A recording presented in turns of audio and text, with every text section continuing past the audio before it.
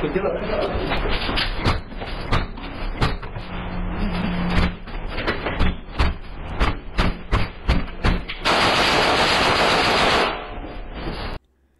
nenotiktu tā kā video un daudz maz varētu kontrolēt savu emocionālo stāvokli un paredzēt vismaz aptuveno šā brīža tirgus stāvokli, attiecīgi vai mēs esam gruntī un ir jāveido savs portfelis, vai arī mēs jau esam debesīs, haipā un jāmeklē ir izeja.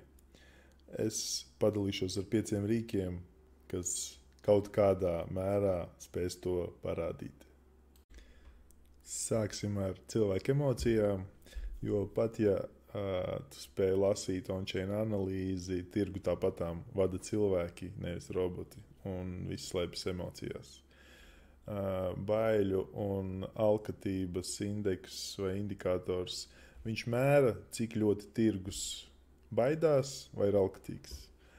Pa lielam skala ir no 0 līdz 100, zem 25, cilvēki principā ir panikā un bēg, virs 75, vairāk vai mazāk tirgus aiziet eforijas stadijā, 80, 90, tur jau viennozīmīgi jāmeklē kaut kādas izejas.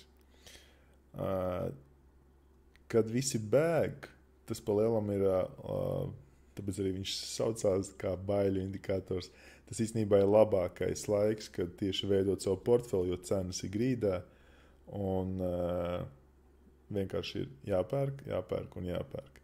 Kad ir 75 un vairāk, tad ir diezgan izteikti jāmeklē ir izeja, jo tas ir principā signāls, kad būs kaut kāda korekcija. Vai lokāla, vai pilnīga. Tu esi redzējis grafikā zaļās sveicis un domājis, vēl jāņem klāt. Un tad tās pārvēršas sarkanās, un tu brīnies, what the fuck, kas pie vēlna notika. Šodien tu ieraudzīsi dažādas instrumentus, ko vairums jauno investoru nesaprot, un tieši tāpēc viņi pērk augšā un pārdod lejā. Nedaudz no vēstures un piemēriem, ja skatāmies, šis ir gada grafiks, tātad 94 aiziet korekcija. Te viņš staigā no 70 un 80, jo viņi kā cilvēku vēl euforijā ir. To viņš nedaudz, bet nedaudz staigā. Un lūk, viņš nokrīt līdz 21. Nu, tas ir izteikts, tiksim tā, izteikta grunts. Un viņi agrāk vai vēl. No šajos brīžos ir vienkārši jāpērk. 24. Nu, atsakot viss, kas ir, nezinu, virs zem 30, tur principā jau ir jāskatās ieejas punkti. Un jāpilnveido savs portfels. 70. Nu, viss, kas ir 70, kaut kādā mērā korekcijas taisa. Ja mēs skatāmies, šodien arī ir 75 un viņš taisa korekciju. Tas nav kā likums. Viņš ir arī 70, jo kā nepavēlti, viņš arī kāp tikš līdz 80, 90, 98, 94. Ja mēs uzliekam maksimālos, kur 87, 93, 80, 92, 95. Tātad eiforijas brīžos viņš kāpj ļoti augstu. Bet ir jāņem vērā tāda parādība. Nākamais ir market value, realized value.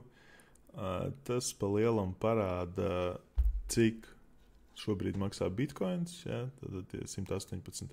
Un tad kāda ir vidējā cena, kas šobrīd tirgu ir? Tad, ja tekošā cena lielāka par vidējo, tas nozīmē, ka šobrīd liela daļa no bitcoin īpašniekiem ir peļņā. Tātad daudziem var sākt niezēt rokas, viņi var pārdot, jo baidās, var sākt baidīties, pazaudēt peļņu. Bet tas nenozīmē, ka principā rītdien viss sabruks un visi pārdos bitcoins. Tas tikai parāda to, ka šobrīd cilvēki ir plusos, bet šis indikators pats par sevi īsti nav darbības pēc viņa jāveic. Viņš tikai parāda kaut kādu vienu no skatījumu punktiem, un viņu vajag savienot ar nākamajiem instrumentiem. Šis ir līdzīgs indikators vai instruments arī market value, realize value. Viņš, tiksim tā, norāda, cik šobrīd ir normāla vai nenormāla cena. Tas rāda, cik ļoti tirgus šobrīd apmēram atrodas ārpus normas, uz augšu vai uz leju. Ja tas ir zem vienanieka, tas nozīmē, ka mēs esam tā kā, tirgus ir nomākts bailēs un ļoti labs ieejas punkts. Ja tas ir 3-4, tā kā šobrīd mēs esam starp, mums pat nav 3 īsti, mēs esam zem 3, bet starp 3 un 4 tas ir tāds side moves, tiksim tā, vidus, kas, mēs neesam ne tur. Ja mēs aizējam virs 6 un tālāk, tad tas jau ir principā oversold līmenis. Tātad tas nozīmē, ka principā ir eiforijas, gala pīķis tuvojās, un virs 6 tas ir principā reāli jāmeklē izeja. Dzeltenā tas ir cena, un zilais tas ir tas mūsu indikators. Tātad mēs jāskatās ir. Šobrīd mēs esam zem 3, tātad šobrīd mēs esam vairāk tā kā, pēc šī indikātora varētu spriest, ka mēs plus mīnus ņemot vērā, kad ja pat teorētiski cilvēki ir peļņā, bet vēsturiskais šis indikators rāda, ka teorētiski daļa vai liela daļa ir peļņā, bet mēs neesam ne tuvu kaut kādai eiforijai, lai sāktos kaut kādas masveida pārdošanas.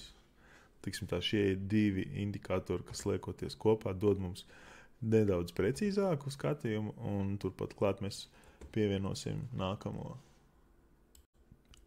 Šis ir indikators, kurš saucās Altcoin Season Index, vai, tiksim tā, cilvēki sāk riskēt, vai arī viņi izvēlās drošību Bitcoinā. Tiksim tā, kad cilvēki sāk lēnām iet ārā no Bitcoina un ir gatavi riskēt vairāk ar kaut kādām altcoin monētām un uz lielākām kaut kādām potenciālajām peļņām. Tātad, ja mēs esam virs 75 robežas, tad tas ir altcoin sezona sākusies, jo mēs tuvāk viņai tuvojamies, jo, tiksim tā, lielāk tā tendence ir altcoiniem celties cenā. Ja mēs esam zem 25, tad tas ir Bitcoins pilnībā dominē, un uz altcoiniem īstenībā pat neskatās, līdz ar to viņiem jābūt diezgan labās cenās, kurus var arī paskatīties, papildināt portfeli. Kā tas strādā? Tas ir, ja 75% no top altcoiniem ir auguši vairāk nekā Bitcoins, ja tad mēs redzam šī gadījumā šeit, un visi tie, kas iet viņam pa priekšu, viņi ir auguši ātrāk nekā Bitcoins, kurš man tā lēkā. Ja šis ir zem 25, cilvēki turas pie Bitcoina, un tas nozīmē, ka tirgus arī vēl nav eiforijā ne tuvu. Šobrīd mēs esam kaut kur pa vidu, tas nozīmē, ka Bitcoins vēl nav atdevis savu stafeti altcoiniem, un viņš tur to savu dominanci, un lielākā daļa tirgus tomēr šobrīd guldās Bitcoinā, vēlas drošību un nevēlas lieku risku. Un mēs to varam savienot ar iepriekšējiem indikatoriem sekojoši. Tātad šis indikators mums rāda, vai cilvēki ir peļņā. Šobrīd viņi ir peļņā. Un teorētiski tas varētu dot mājienu uz to, ka kāda daļa cilvēku varētu fiksēt savu profitu. Tas parāda spiedienu no peļņas. Šis indikators mums rāda, cik tirgus ir karsts salīdzinājumā ar vēsturi. Tātad viņš ņem kaut kādu vidējo un skatās, kad uz tādiem kaut kādām tendencēm viņš ņem vērā vēsturi un tā kā brīdina vai ziņo par to, kad lai arī cena teorētiski ir augsta, bet mēs esam ļoti tālu no eiforijas. Un altcoin season index mums rāda tā kā cilvēku gatavību vispār riskēt, cilvēku gatavību ieiet tā kā all-in un, tiksim tā, tad mēs arī redzam, ka šobrīd cilvēki vēl nav tuvu eiforijai, viņi nav gatavi riskēt, viņi grib drošību, un tad, kad mēs būsim altcoin sezonas, nezinu, virs 75 vai kaut kur tā kā šeit, kaut kur ap to, tas nozīmē, ka cilvēki jau ir eiforijā, viņi vienkārši met naudu kaut kādos coinos viņi ir eiforijā, viņi vienkārši jau nelīdz galam apzinās, kas notiek, tirgus ir lēts, un viņi mēģina ielikt viņā līdzi.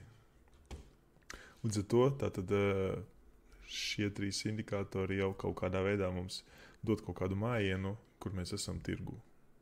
Šis ir nākamais instruments, kurš saucās Bitcoin dominance.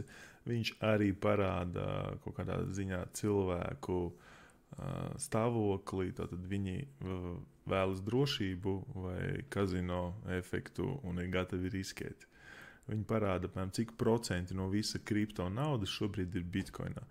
Mēs redzam, ka šobrīd no visas kripto naudas 60% ir Bitcoinā, apmēram 11% ir efīrā un 27% ir visos pārējos tokenos. Ja dominance krīt, visi metas iekšā altcoinos, tas norāda to, ka visi metas iekšā altcoinos, tātad šajā grupā. Ja Bitcoin cena ceļas, tad tas nozīmē, ka cilvēki vēlas drošību, un tāpat laikā tātad altcoinos netiek ieguldīts. To visu var sasiet kaut kādā ziņā ar šo. Tātad, ja Bitcoin dominance krīt, tad mēs tuvojamies altcoin sezonai. Tie, kas vairāk vai mazāk pievērsuši uzmanību tradingam, kaut kādās monētās ir pamanījuši, jo lielāka dominance, jo arī pārējie altcoini, piemēram, Bitcoins krīt, tur krīt arī liela daļa no monētām. Protams, ir monētas, kas noturas pretī Bitcoin dominancei un neveic tos soļus līdzi. Līdz ar to šeit mēs arī varam šajā kombinācijā dominance un altcoin season index kopā ir diezgan ideāla kombinācija, lai saprastu, ka cilvēki vēl uzticas Bitcoinam un jau vai arī jau sāk tā kā lēnām pāriet uz altcoiniem. Un noslēgumā pēdējais, bet ne mazāk svarīgais crypto market cap trendline, vai kā vēl viņi sauc, lielais cikls. Šeit jūs redzat 3 līnijas, apakšējā zaļā, augšējā zaļā, pa vidu sarkana un zilā, kas veido to trendu. Un šis parāda kopējo kripto tirgus naudas daudzumu un salīdzina to ar vēsturisko izaugsmes līniju. Principā mēs redzam, kā vispār nauda ir plūdusi iekšā un ārā kripto tirgu. Mēs redzam, ka tā tendence ir tikai augoša. Šobrīd tur ir vispār virs 3,5 triljoniem. Tas ir nenormālākais apjoms. Es pieņemu, ka jūs jau kaut kādā mērā paredzat, ko tas nozīmē. Ja mēs pietuvojamies augšējai zaļajai līnijai, tad tas ir eiforiķis pīķis. Tātad, sasniedzot augšējo zilo līniju, ir ļoti izteikti jāgaida korekcija un diezgan liela. Un tad, kad mēs esam pie apakšējās zaļās līnijas, tad viņš tur var kaut kādu laiku pavadīt, bet ar tādu domu, kad viņš jebkurā gadījumā šobrīd rāda, ka viņš augs uz augšu. Un, kad mēs pietuvojamies apakšējai zaļajai līnijai, tad tās ir atkal signāls ļoti labiem ieejas punktiem.